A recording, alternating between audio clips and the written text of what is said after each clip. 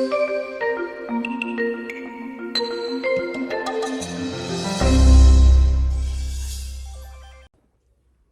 Andrew here from Waikato Podiatry Clinic. If I had to think back on 20 years of podiatry and think about one of the most significant advances in podiatry, it would have to be probably this Diafactory kit here. So this Diafactory kit is an in-clinic sample test that we're able to run to diagnose in 5 minutes a dermatophytic fungal nail infection. So gone are the days of needing to go off to the lab and have a specific test done.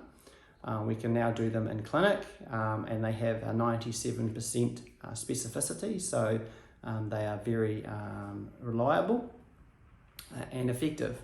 One of the other things that we know about fungal nail infections and fungal foot infections is that they have a very, very high rate of recurrence. And that is why we tend to see, fungal nail solutions and fungal creams advertised on television, because the rate of reinfection is so high, and often it's a bit of a management sort of process.